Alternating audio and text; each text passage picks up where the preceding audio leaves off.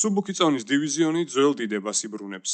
70 კილოგრამის წონითი კატეგორია ასეთი საინტერესო, მრავალფეროვანი და ინტრიგებით სავსე კონორი ხაბიბი ფერგიუსონის სასიყვარულო სამკუთხედის შემდეგ არ ყოფილა. დივიზიონში ჰოლოვეის გადმოსვლამ კი როგორც მოსალოდნელი იყო, რენკინგში მორიგი ტექტონიკური ძვრები გამოიწვია.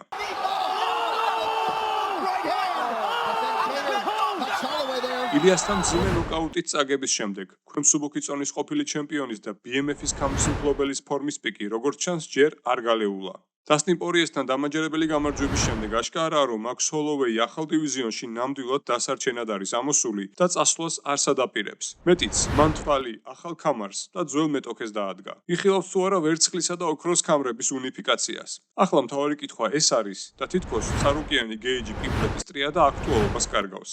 ვინ იქნება pound for pound ნომერ პირველი მებრძოლის მორიგი გამოწვევა და შეცვლის თუ არა დამატებითი 5 კილოგრამის სავარაუდო რემატჩში რაიმეს.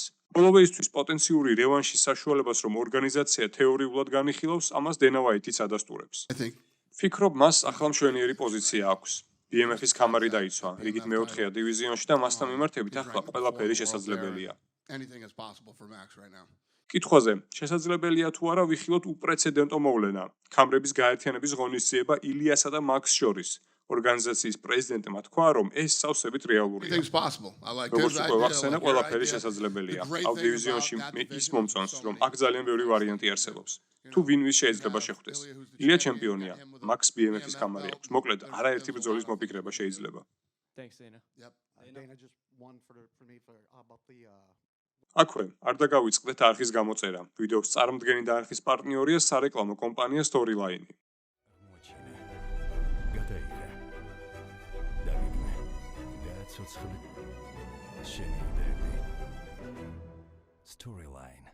მაქს ჰოლოვეი ყოფილ მეტოქესთან შეხვედრას არათუ გამორიცხავს მეტიც, ისწრაფვის კიდეც მისკენ. ასევე გარდა იმისა, რომ დასტინთან ბრძოლის დასრულებისთანავე ოქტაგონზე კვლავ ილია გამოიწვია, ჯერ კიდევ დაუმუშავებელი ჭრილობებით ჰოლოვეიმ უკვე სტუდიაში განავრცო ილიასთან შეხვედრის შესაძლო ვარიანტი.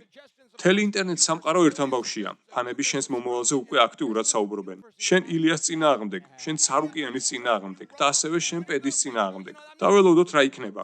მე ილიასთან ჭუბი ძალიან მინდა. ნახოთ ორგანიზაცია რას იზამს. ასევე არის ოლივეირა, რომელთანაც მაკავშირებს წარსული. მან თქვა, რომ ჩემთან ჭუბი წელსვე უნდა. ნახოთ.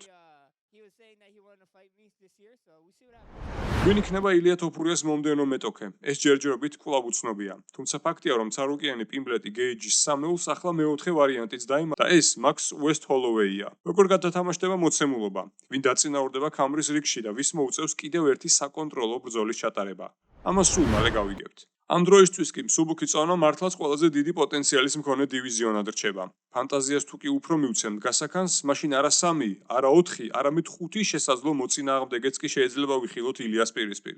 ეს იმ შემთხვევაში თუ ისლამ მახაჩევი ჯეკ დელა მადალენას ბარიერს ვერ გადალახავს და ისევ მსუბუქ წონას დაუბრუნდება. და თუ ისლამიც ილიას მსგავსად მეორე ქამარს დაეუფლება, მაშინ 70 კილოგრამს ცოტახანს მოცდა მოუწევს.